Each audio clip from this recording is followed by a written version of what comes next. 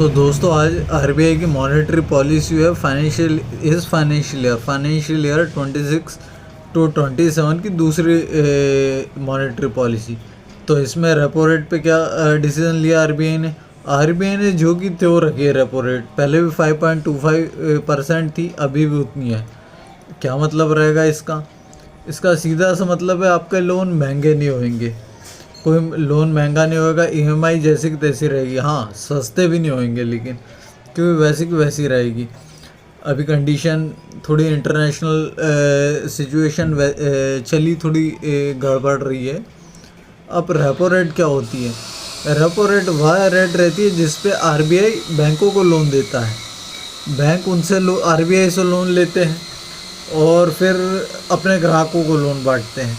तो repo rate कि repo rate पे ही रेपो रेट पे ही आरबीआई बैंकों को लोन देता है। अगर रेपो रेट बढ़ती है तब क्या होता है? अब देखिए, रेपो रेट बढ़ेगी तो सीधी सी बात है कि बैंकों को महंगा लोन मिलेगा। अगर उनको ही लोन महंगा मिल रहा है तो अपने ग्राहकों को भी महंगा लोन देंगे, उनकी ईएमआई भी बढ़ेगी।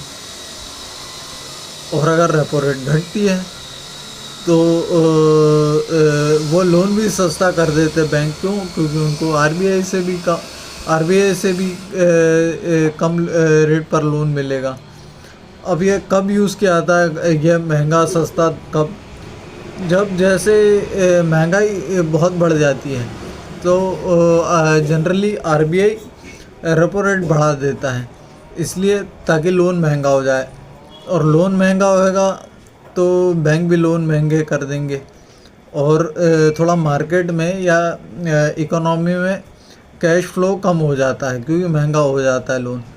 अब कैश फ्लो मतलब लोन महंगे हो जाएंगे, कैश फ्लो कम हो जाएगा तो डिमांड भी कम हो जाती है। तो ये महंगाई से निपटने का टूल रहता है। इसी तरीके से आरबीआई कब रेट घटाता है, रेपो रेट। मान लीजिए थोड़ी इकोनॉमी की हालत डावाडोल है, उसके लिए हमको डिमांड बढ़ाने की ज़रूरत है।